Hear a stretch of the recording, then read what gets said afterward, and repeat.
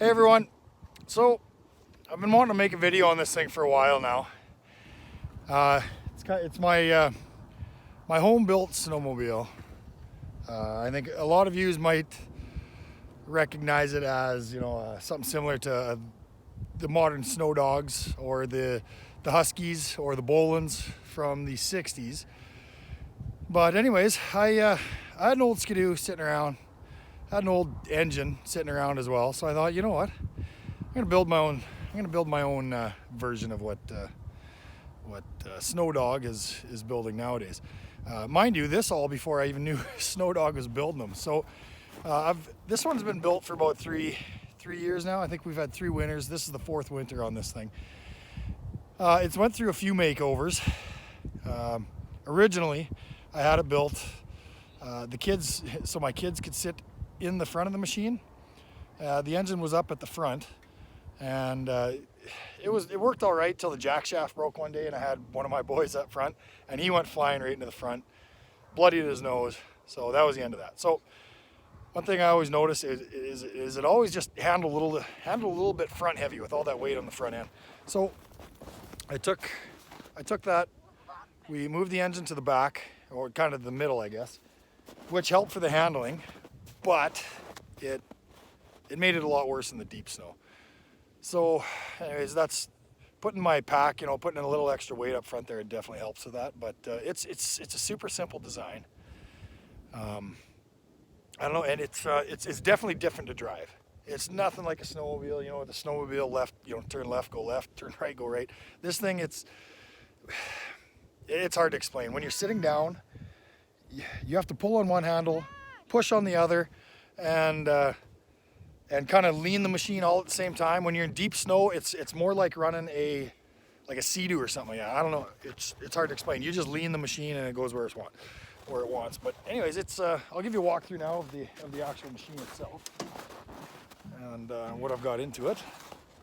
So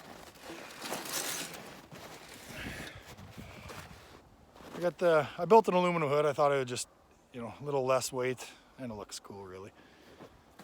So I've got one chain going up to the jack shaft here. The brakes aren't used. The machine goes, I think, 35 kilometers max. The way I've got it geared right now, I can gear it up to about 45 kilometers an hour.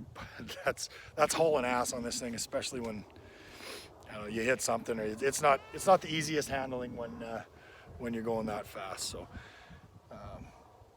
anyway, so yeah, and it's geared down with the bigger sprocket here. So from the engine, and it's just a centrifugal clutch. I actually bought a CVT clutch. The same kind of one, same kind of thing that you'd put in the average home-built go-kart. I think that robs too much power. I've put them in go-karts before, and they just rob a lot of power. So this being, it doesn't have to be a speed demon anyways. I like it geared low, and that Horton, I don't know what brand it is, but that centrifugal clutch has been going for, on 4th year now, and it's been reliable. Yeah, once in a while I've got to just give a little bit of WD-40 on the bushing there, just so it doesn't bind. But yeah, it's been really reliable. I've got it rubber mounted. I had it solid mounted at one time, and it was too much vibration, so I rubber mounted it. I've got a couple of Heim joint torque arms here to prevent the engine from torquing up too much, so that helps. Because the engine's so enclosed in there, I stuck the fan out there. Man, we've had this thing out on plus 10 degree Celsius days, and it doesn't overheat at all, even being that enclosed. Yeah, just a cheap go-kart style air filter, and that's about it. I drilled out the jet. I put a straight pipe on it first of all. I drilled out the jet first of all, and it made a big difference in power, but it wasn't flowing enough. So unfortunately, I did end up having to put a straight pipe on it. It is pretty loud, but It's got way more power, a lot more response. Yeah, man. Other than that, it's pretty simple design. It's an Arcticat 1986 Arcticat Eltigra 6000 skid with the not the biggest otter sleigh. It's the second biggest. It's really wide, and I think it's about 6 feet long total. It's awesome. It stays up on the snow. It's really good. Holy shit! Look at that. We got a fire in the background there. Looks like a car fire. I'm thinking. You can hear the sirens. Anyways, yeah. So mostly we use it for ice fishing, pulling the kids around on the GTs.